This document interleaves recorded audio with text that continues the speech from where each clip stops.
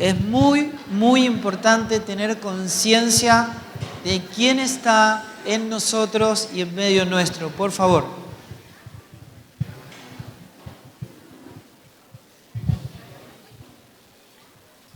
Después va a haber tiempo para seguir comprando algunas cositas más.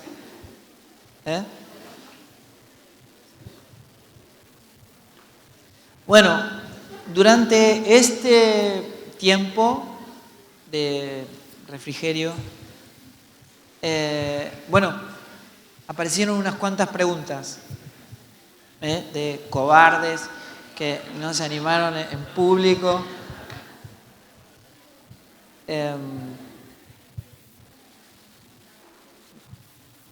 Dale. Sí, habla fuerte.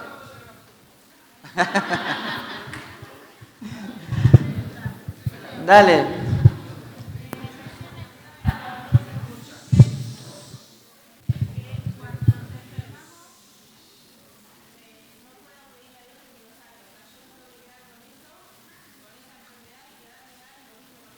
Es una gran pregunta. Es buena. Es buena. Esto es... ¿Vieron cuando... ¿Cuántos están casados acá? Bien. ¿Y de novio? A ver. No te puedo creer. ¿2 nada más? Hay algo que hacer. Qué va. Yo conocí a mi esposa en un campamento. ¿Cuántos conocieron a su esposa en un campamento? Mirá. ¿Viste? Bueno.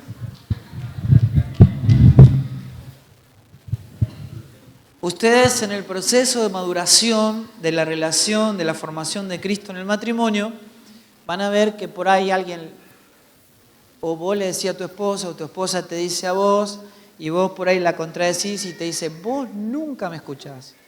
Ese nunca, no es nunca. ¿Cierto? Pero uno tiende a polarizar, ¿verdad? Entonces cuando Jesús dijo, no se haga nuestra voluntad sino la tuya, no está diciendo, no pidan nada, total, Dios va a hacer lo que quiere. No está diciendo eso. ¿Qué está diciendo? Pidan en mi nombre.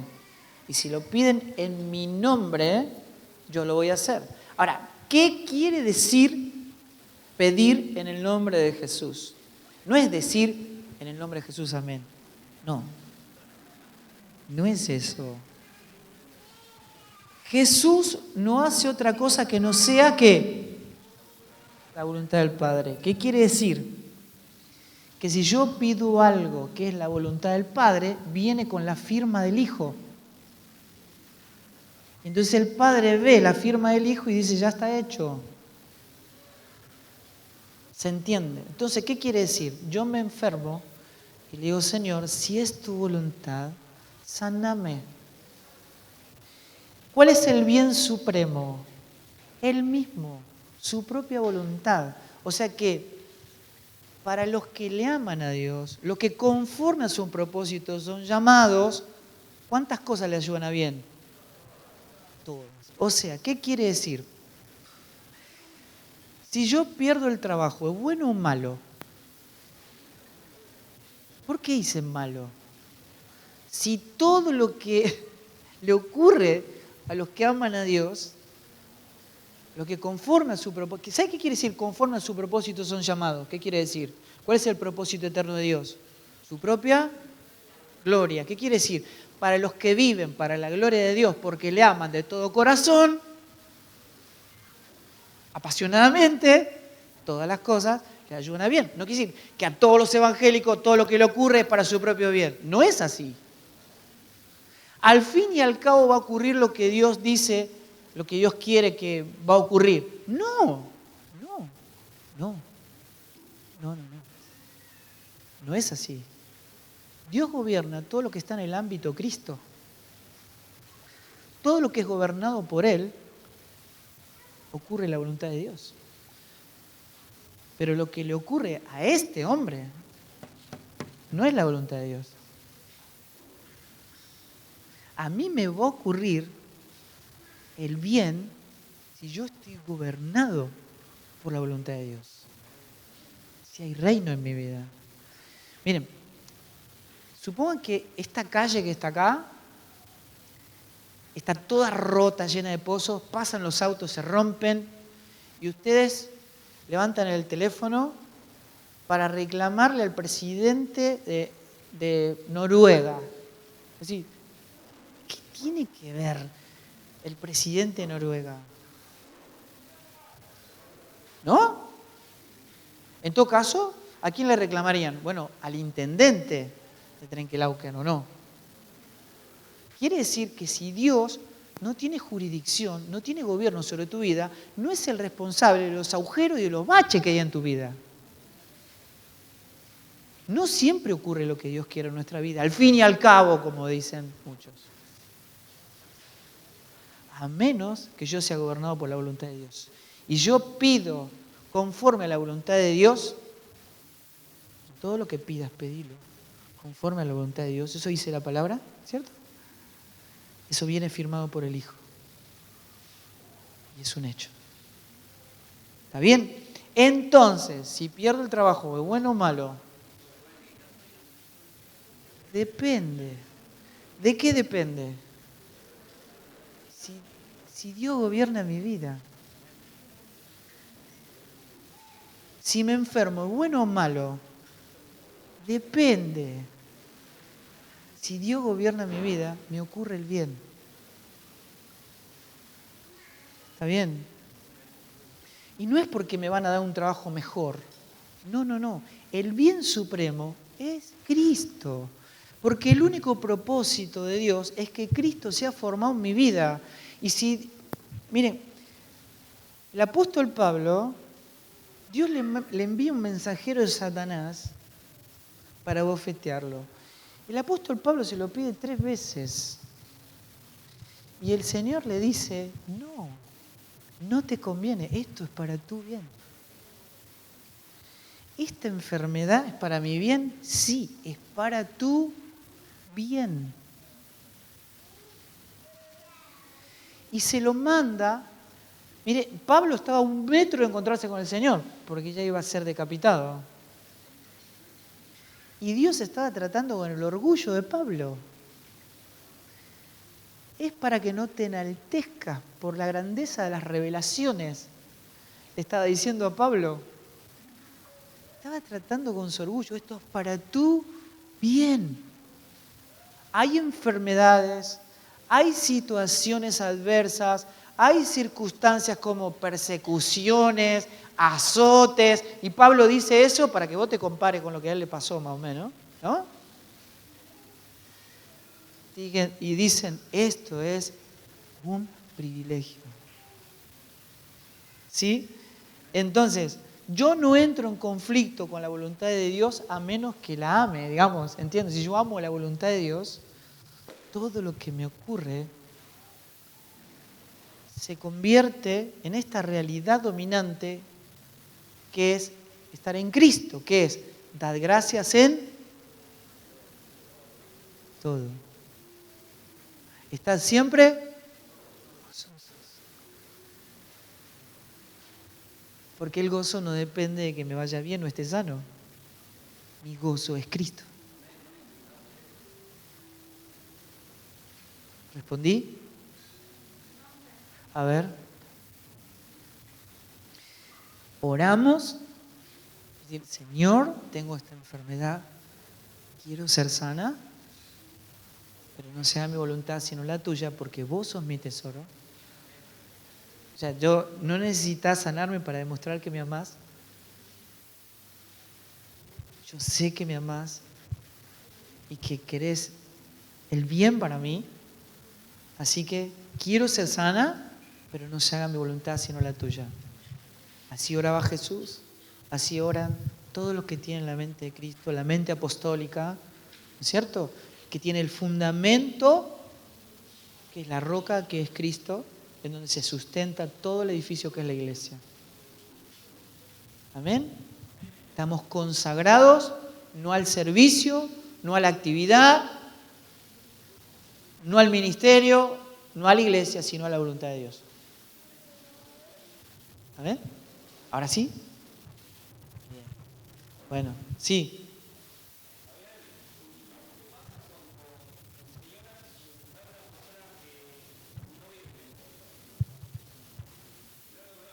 Ah,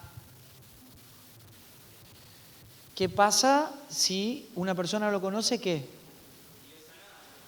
Ah, bueno, Jesús, por ejemplo.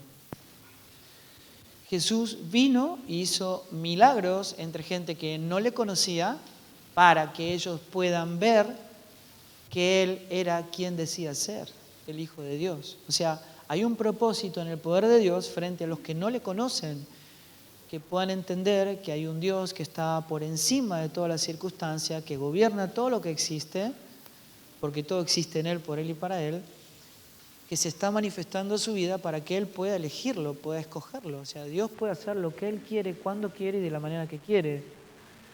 ¿Cierto? Y eso hay que tener, por eso debemos orar por todos y después Dios hará como Él quiere. Pero ¿de qué manera hay que orar? Bueno, creyendo que Dios va a hacer lo que Él dice que va a hacer.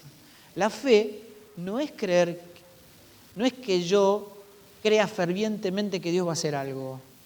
Eso no es fe, eso es ilusión. Normalmente te vas a tener que desilusionar. O sea, ¿por qué motivo oramos por 10 personas enfermas y se sana una y las otras 9 no? Y le echamos capaz que la culpa a la gente que no tuvieron fe. Pobre, encima se van con culpa.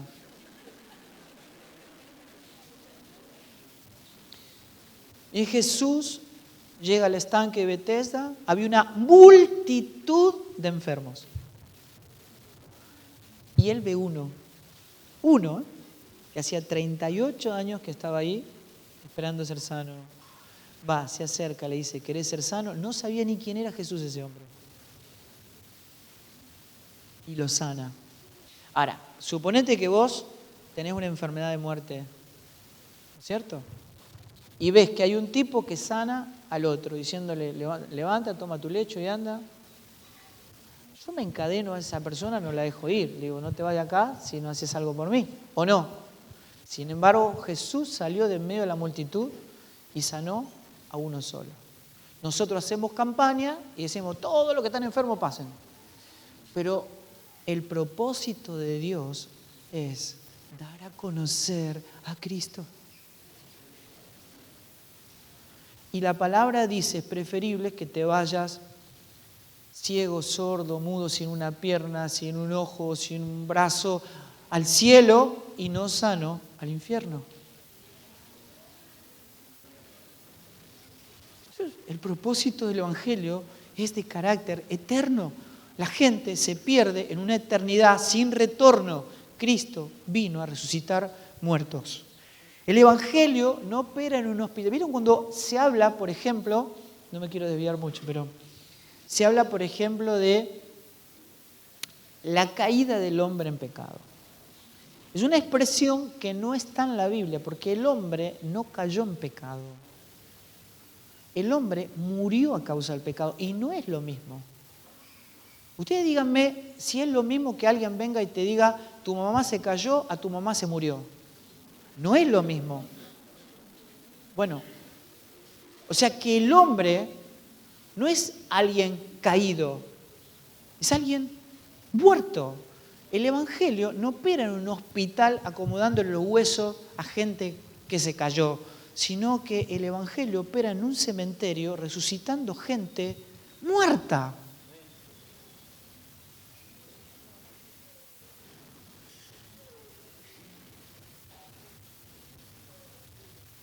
Jesús al otro día va y busca al paralítico de Betesda, ya caminando, lo busca y lo encuentra en el templo y le dice, ¿por qué lo había sanado?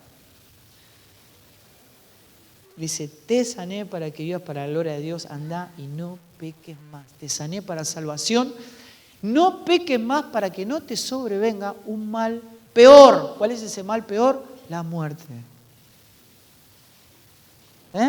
Para que te salves, porque para eso es el Evangelio, que vino a buscar y salvar lo que se había perdido. Hay otra pregunta que quiero responder, porque a todo esto por nuestra forma de polarizar, y esto no es un problema particular, somos así los seres humanos. Es decir, esta pregunta es esta, y me parece genial, es ¿cómo sé entonces yo si soy una persona nacida de nuevo? ¿Está bien? Toda esta gente que se presenta frente al Señor, le dicen, Señor, qué alegría verte, toda mi vida te serví. Ahí, miren, no hay, cuando uno dice, profetizamos en tu nombre, ¿eso es malo o bueno? Parece bueno o no. Echamos fuera demonios en tu nombre, parece bueno. Hicimos muchos milagros en tu nombre, bueno, en general parece bueno, pero la respuesta de Jesús es, apártense de mí, hacedores de maldad. Y yo digo, ¿cómo es esto? ¿A qué llama mal el Señor? Porque en el Evangelio no hay una lista de comportamiento. Ustedes van a Gálatas y van a decir, las obras de la carne son tal, tal, tal, tal, tal. Pero después no dice cuáles son las obras del Espíritu. ¿Qué dice? Más el fruto del Espíritu es... ¿Saben qué quiere decir eso? Que el Evangelio no es una lista de comportamiento, no es una enseñanza a poner en práctica. ¿Nunca escucharon ustedes cuando, que esta palabra no se pierda, no caiga en saco roto, sino que sea puesta en práctica? Imposible. Imposible. Nadie puede poner en práctica la palabra de Dios. Nadie. Absolutamente nadie. El único que expresa la voluntad del Padre es el Cristo que habita en mí. Por eso no vivo yo, sino Cristo vive en mí. Es el único que produce las buenas obras. El Evangelio no es una enseñanza a poner en práctica, es una naturaleza que se expresa, y lo que expresa es Cristo. Amén. Recuerden, no somos personas queriendo actuar como Cristo, es Cristo actuando en nosotros. Entonces, no es a base de esfuerzo, sino de rendición.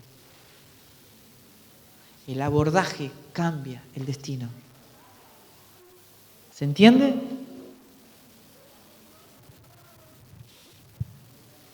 Toda esta gente le sirvió durante toda su vida. Mire, yo estaba dando este mensaje, esto de Mateo 7, y había un hombre que cuando yo termino de hablar viene y se sienta adelante y me dice, Fai, quiero hablar con vos, necesito hablar con vos. Digo, ¿qué pasa?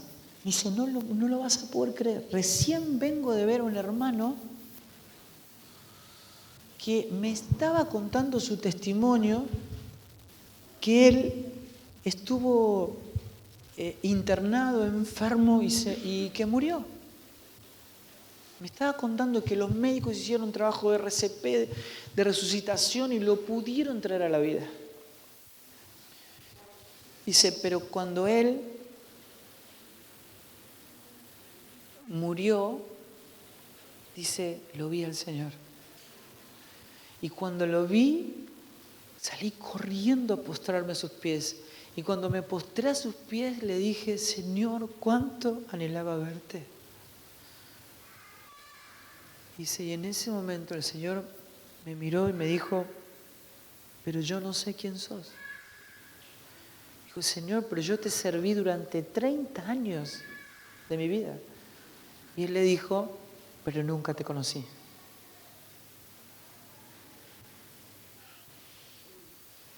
La iglesia no es una expresión de servicio. Escúchenme, no es una expresión de servicio. Es la manifestación de la vida de Cristo que produce buenas obras. No es lo mismo. La iglesia no hace acción social, es parte de la redención. Expresa salvación, vida. Cuando Dios le dio esta oportunidad a este hombre, dice, y yo volví a mi casa, y cuando pasé por el umbral de mi casa, de la puerta de mi casa, entendí todo lo que el Señor me había dicho. Me di cuenta que en lo que veíamos por televisión, en nuestras conversaciones, en la música que escuchábamos,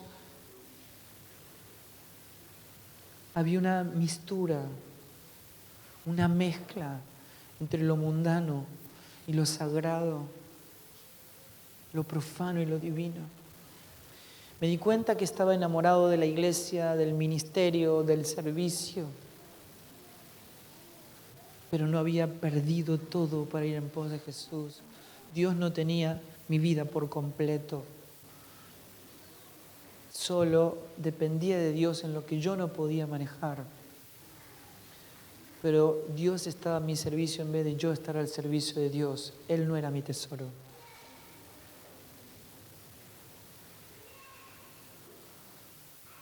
Ahora, chicos, miren, esto va a pasar. O sea, ustedes entienden, la vida del hombre es fugaz. Yo tengo un hijo casado y otro que está ahí nomás. Pero hace una semana estaban en jardín. Es que cada vez que nos vamos de vacaciones digo, extraño a mis hijos. O sea, eran chiquitos ayer. Es que la vida del hombre, dice la palabra de Dios, es como la niebla del campo. Es fugaz. Ustedes son jóvenes, pero la vida los va a sorprender. Pasa muy pronto todo. Y dentro de poco tiempo vamos a estar cara a cara con el Señor. Escuchen, esto va a ocurrir. Y lo único que va a contar es si Él nos conoce. El Evangelio es de carácter urgente.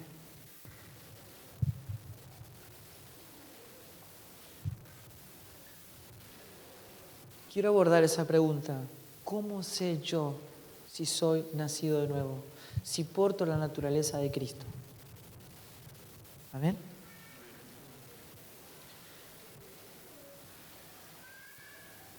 La naturaleza de Cristo tiene, a ver, lo voy a explicar de esta manera. ¿Vieron que el cuerpo tiene un sistema autónomo y un sistema cognitivo? ¿No? El autónomo es que mientras dormimos, seguimos respirando, nuestro corazón sigue funcionando, todos nuestros órganos funcionan y lo hacen porque hay un sistema autónomo que funciona porque el cuerpo tiene vida. Cuando alguien muere, deja de respirar, el corazón deja de funcionar porque no hay vida. Pero mientras la persona está viva, todo eso funciona. O sea, hay una señal de vida. ¿Verdad? Pero cuando la vida es manifestada y el sistema autónomo está funcionando, hay un sistema cognitivo que porque tiene vida, tiene la capacidad de tomar decisiones. A menos que la persona esté viva, va a poder obedecer lo que Dios le dice. Si la persona está muerta, no oye, no ve, no come, no camina, no puede obedecer. Solo los que están vivos en Cristo pueden expresar la voluntad del Padre por la vida que le fue concedida. ¿Está bien? ¿Qué quiere decir eso? Que cuando la vida fue manifestada, hermanos, no tenés que mandar a nadie a obedecer. El que nació de nuevo muere por obedecer. No tenés que mandar a un hermano a pedirle perdón al otro, porque si no le pide perdón al otro, no puede dormir, porque la vida fue manifestada. Cuando alguien puede vivir y puede dormir sin perdonar, es porque Cristo no ha sido manifestado en su vida. Hay una señal de vida que se expresa. Eso se llama fruto. Cuando hay vida, hay una expresión. Se ve Cristo. Expresa Cristo. ¿Está bien? ¿Qué quiere decir? cambia por completo nuestra relación con el pecado. ¿Qué quiere decir?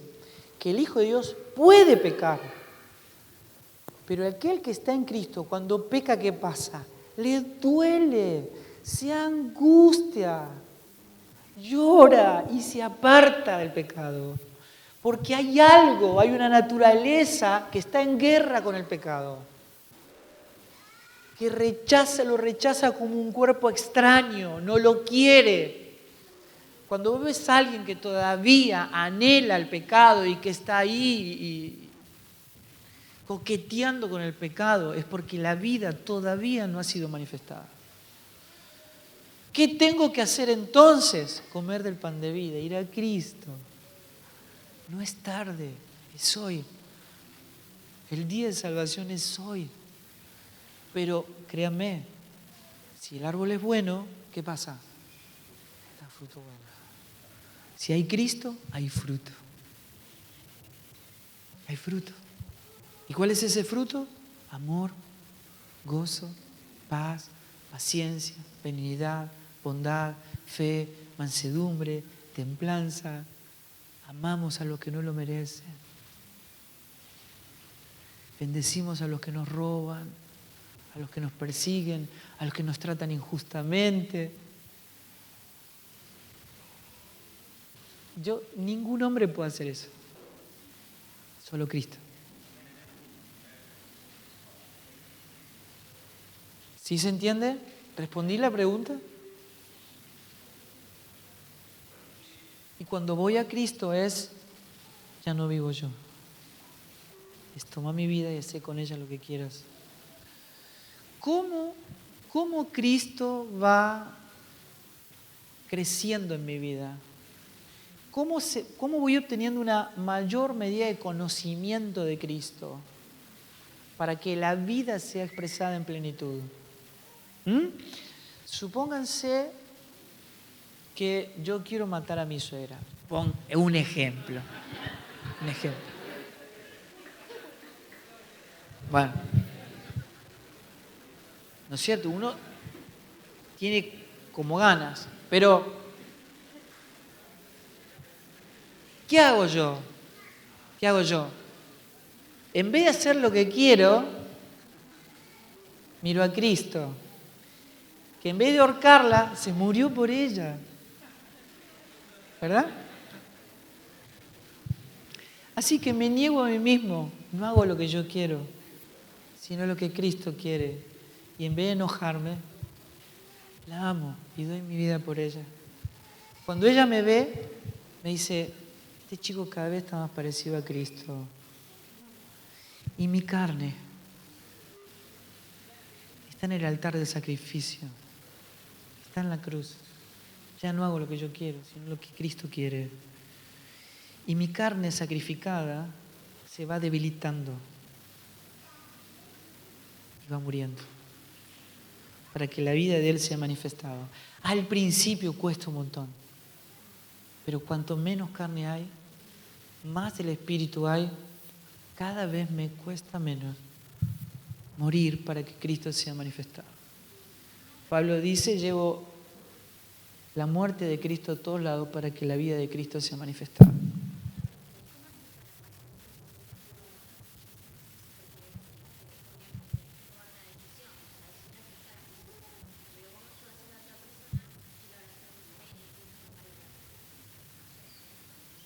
No, bueno, ese es el punto. Ella está diciendo cómo tomar una decisión por Cristo, digamos, insisto en algo que parece menor, pero que es importante para nosotros. Nosotros no aceptamos a Dios, Él nos acepta si estamos en el Hijo. Eso es bien importante. Nosotros vamos a Él en un quebranto, o sea, sabiendo que no lo merecemos, ¿cierto? Y es Dios quien tiene misericordia de nosotros. Cuando yo voy, lo que hago es entregar el gobierno de mi vida.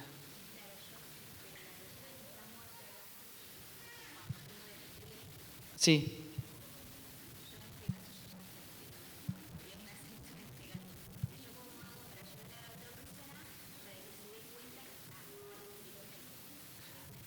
Ese es un punto fundamental. Bien, voy a explicar esto.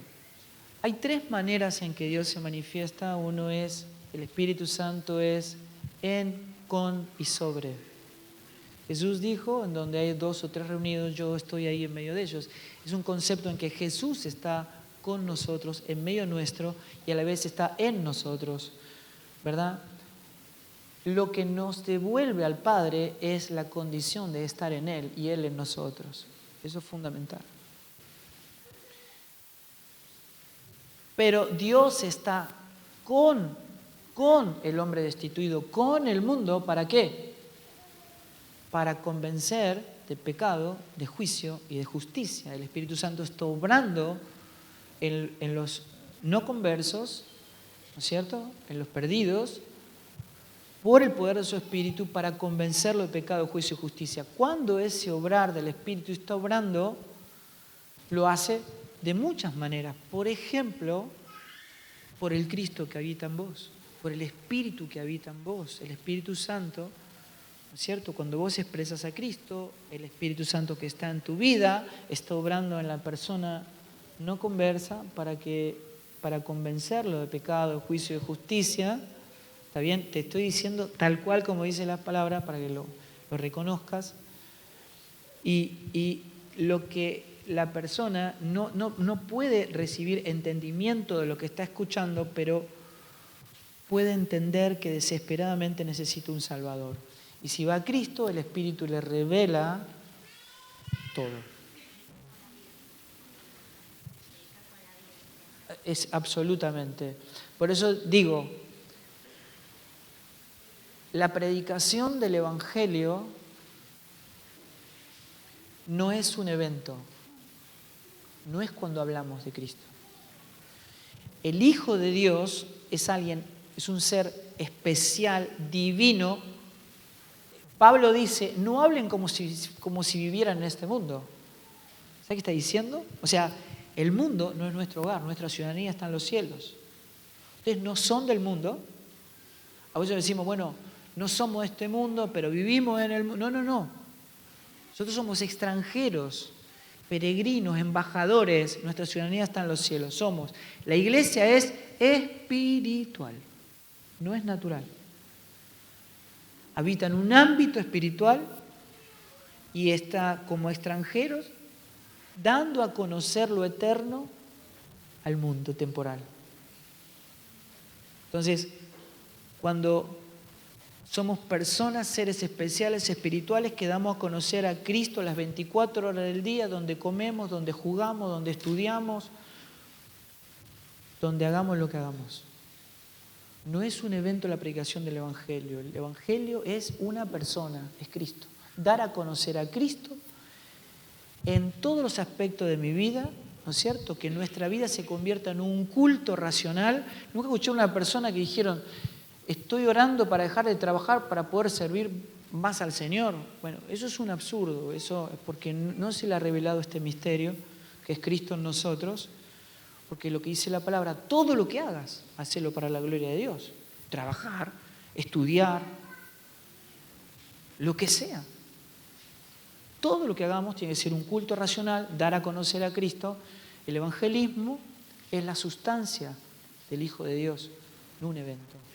Vamos a evangelizar, no es así.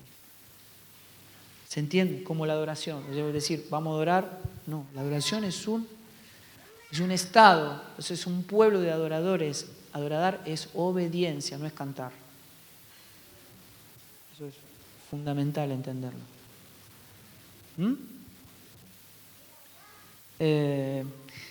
Quisiera, no me quiero perder. ¿Tienen 5 minutos más? ¿Seguro? Bien. No. Yo quiero que no quedar inconclusos con esto.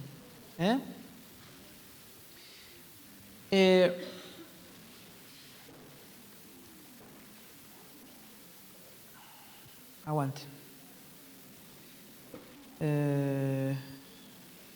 Esperen,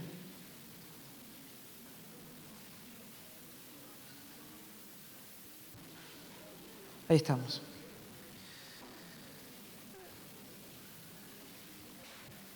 Dice la palabra de Dios que hay un misterio, que ese misterio estuvo oculto desde tiempos eternos. Estuvo oculto desde los siglos y las edades, pero que ahora solamente se le puede revelar a los santos, a los que tienen la mente de Cristo, a los que portan la naturaleza divina. El Espíritu Santo solo puede revelar este misterio. Este misterio, dice el apóstol Pablo, es Cristo en nosotros, esperanza de gloria. Escuchen.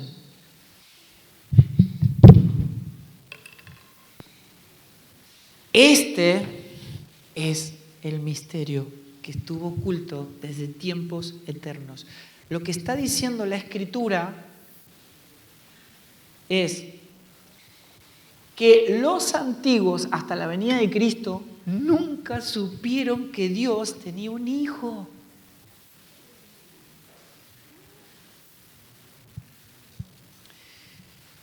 Cuando Jesús vino y se presenta como el Hijo de Dios, el pueblo de Israel, los fariseos, los escribas, no tenían la más pálida idea que Dios tenía un hijo.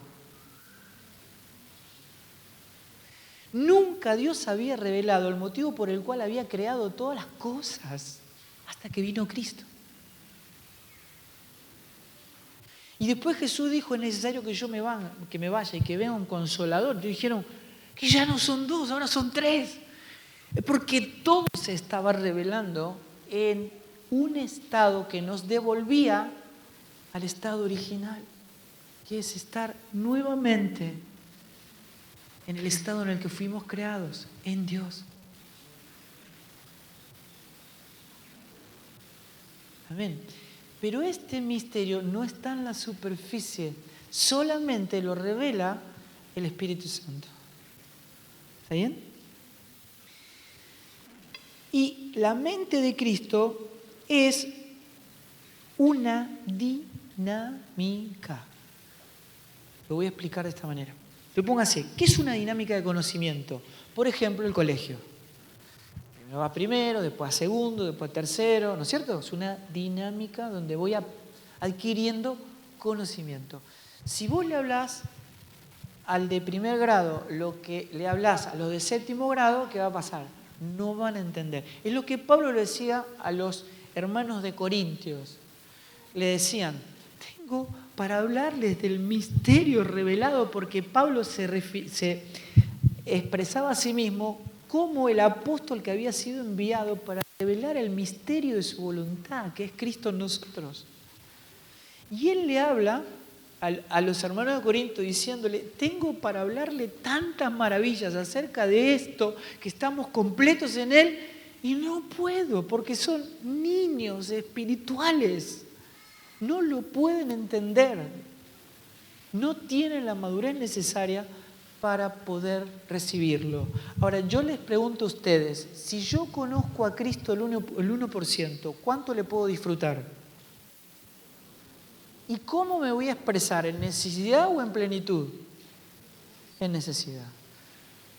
O sea, yo estoy completo en Él, pero no siquiera estoy enterado. Porque no le conozco. Aunque estoy en Él. Lo voy a explicar de esta manera. Supónganse que hay, un lugar como este, así, enorme, y donde está todo, absolutamente todo, lo concedido por Dios, todo lo que yo necesito para mi plenitud está acá. Pero todo esto está a oscuras. O sea, está, pero no lo veo. Entonces, ayer lo leímos, que hemos recibido el Espíritu para la iluminación, ¿de qué? Del conocimiento. ¿De qué? De la gloria de Dios. ¿En quién? En la persona de Cristo. Cuando la luz de Cristo entra, ¿qué me permite ver? Lo que hay dentro de la casa, lo que hay en Cristo. Todo lo concedido en Él. Y entonces yo digo, uy, mirá, esto estaba acá. Y siempre estuvo acá. Y yo se lo pedí a Dios. Pero le pedía lo que ya me había concedido. ¿Recuerdan cuando dije, el Evangelio no es un buen pronóstico para el Hijo de Dios? Es un hecho consumado en la eternidad que me tiene que ser notificado.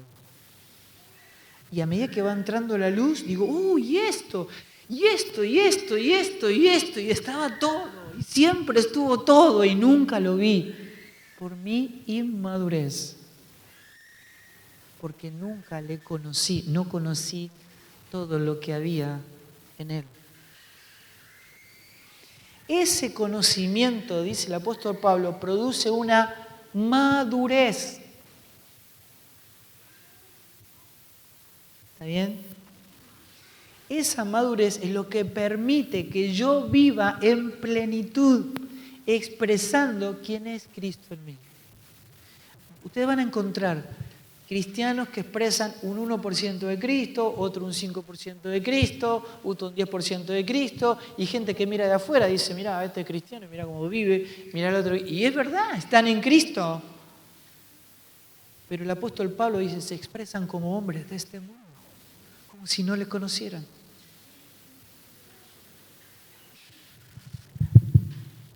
Y Pablo le habla a los Gálatas en el capítulo 4 y le dicen, fui a hablarle del misterio de su voluntad.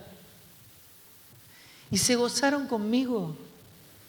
Y yo me voy y vuelven a los antiguos rudimentos de la ley. Me quiero morir, dice Pablo. O sea, estamos en foja cero, hay que empezar de nuevo. Y dice algo, Pablo, que me encanta, porque él dice, quisiera estar entre ustedes y cambiar mi vocabulario, porque estoy perplejo en cuanto a vosotros. Y otra vez me hacen entrar en dolor de parto hasta que entiendan que Cristo tiene que ser formado en ustedes. Por favor, no me hinchen más, entiendan esto, por favor. El abordaje es morir para que Cristo sea formado en ustedes. Dejen de hablar de leyes, qué está bien, qué está mal, eso es otro árbol.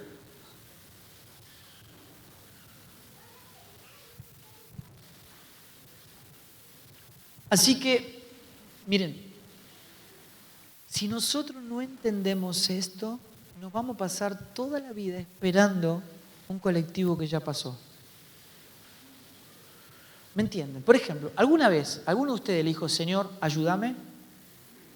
Digan, sean honestos, sean honestos. Bien. ¿Saben por qué dicen eso? Porque no se les reveló el misterio. ¿Alguna vez dijeron, Señor, dame fuerzas? Sean honestos o no. ¿Por qué lo dicen? Porque no, ¿qué? Díganlo. Reveló el misterio.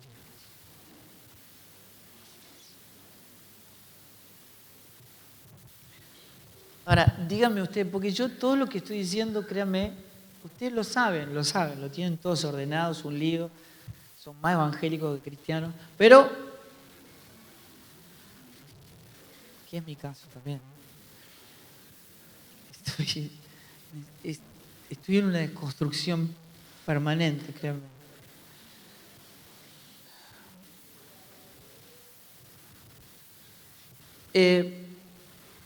¿Cuándo el poder de Dios se manifiesta en nuestra vida?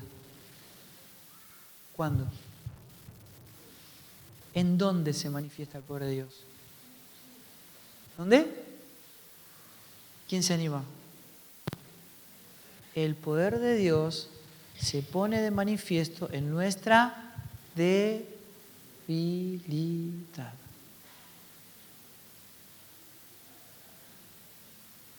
Entonces, ¿qué hace el Espíritu Santo? ¿Me da fuerza o me debilita?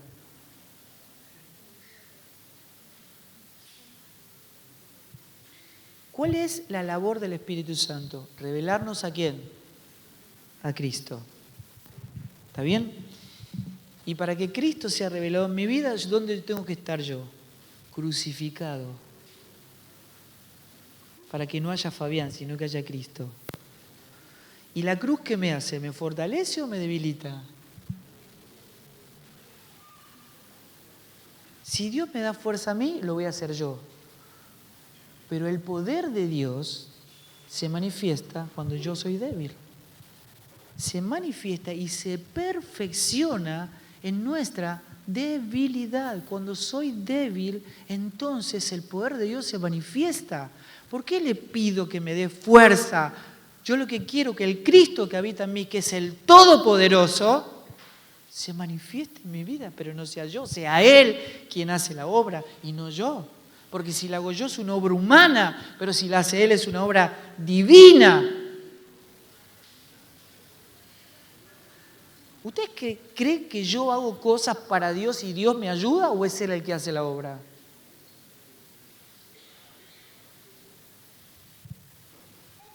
Hay que entender la diferencia fundamental que hay entre vivir para Cristo a que Cristo viva su vida en mí. ¿Está bien? ¿Alguna vez alguien de ustedes le pidió a Dios paciencia? Todos los que estamos en Cristo,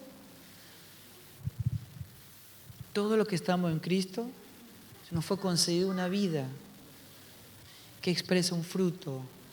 Y ese fruto es amor, gozo, paz. Si pido paciencia, estoy pidiendo algo que ya me fue. O sea, estoy esperando un colectivo que ya...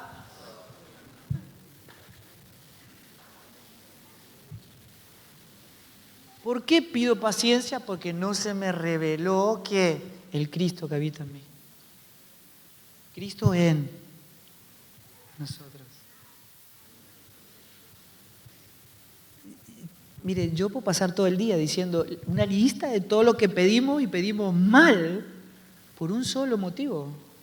No se nos reveló el misterio, que es Cristo en nosotros. Esa es nuestra esperanza de gloria. La única esperanza de ser devuelto a la gloria de la que habíamos sido destituidos. Y que esa gloria sea manifestada en nosotros como hijos, como su iglesia, como su cuerpo. Amén. Bueno,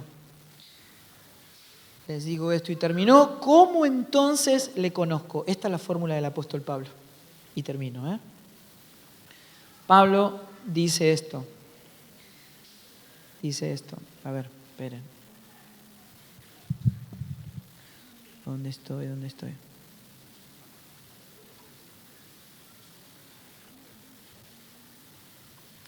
Ustedes saben que cuando Pablo dice, y vosotros estáis completos en Él, que es la cabeza de todo principado y potestad, y dice, revístanse del nuevo hombre, cual conforme a la imagen del que lo creó se va renovando hasta el conocimiento pleno. Y entonces ya en el cuerpo de Cristo no hay judío, ni griego, ni bárbaro, ni escita, ni circuncisión, ni Juan, ni Pedro, ni abogado, ni médico, no hay nada, porque Cristo en Él es el todo y en todos. O sea, Dios no levanta judío ni griego, sino levanta a Cristo, porque Él es el todo y en todos. ¿No es cierto? No hay varón ni mujer.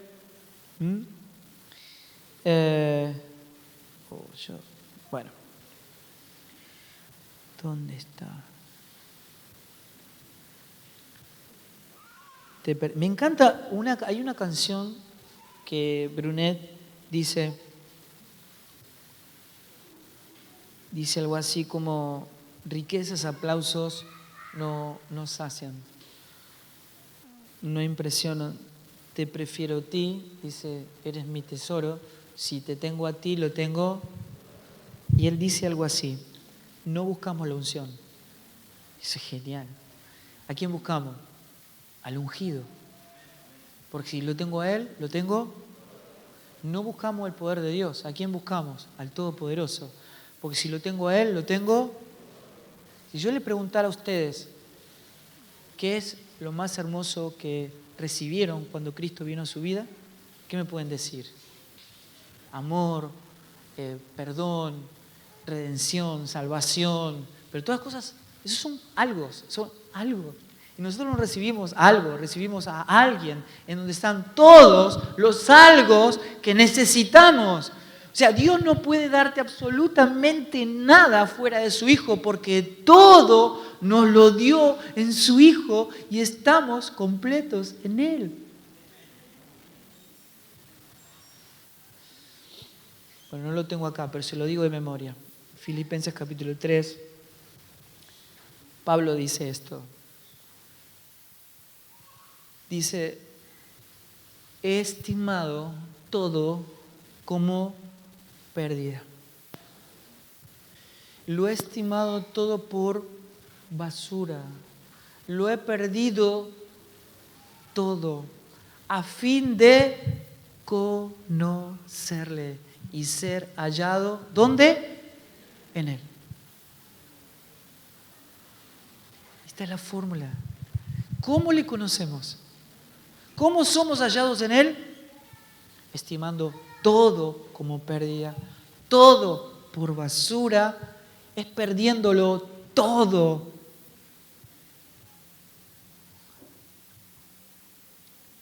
Por hallar a Cristo, por conocerle y ser hallado en Él.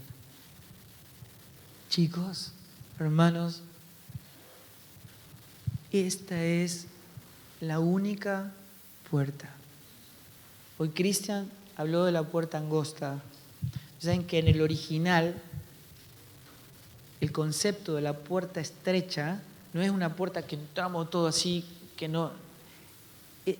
Lo que se está refiriendo a angosto es el enfoque.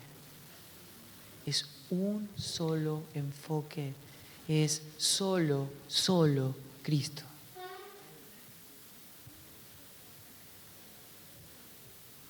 Si Él no es mi todo, entonces no es nada para mí. Amén. ¿Oramos?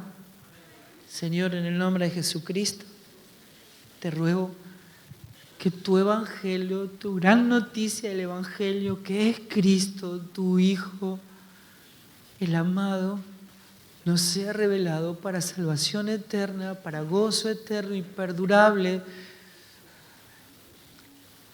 para el progreso del evangelio en todas las naciones y para tu eterna gloria. Señor, no quites tu mano de cada uno de nosotros hasta lograrlo. Que no pase de nosotros, Señor, que nadie en este lugar se pierda. Que todos los que están acá, cuando en un breve tiempo estemos cara a cara con el Señor pueda decirnos, hijo, te conozco, te estaba esperando, porque hiciste la voluntad de mi Padre, porque estabas en mi Hijo, que es el único que expresa la voluntad del Padre, mi gloria. Señor, que nadie tome en vano tu gracia y que todos sean salvos. Te lo ruego en el nombre de Jesucristo, que todos hoy tomen una decisión de carácter eterno en sus vidas para salvación eterna en el nombre de Cristo Jesús. Amén. Muchas gracias.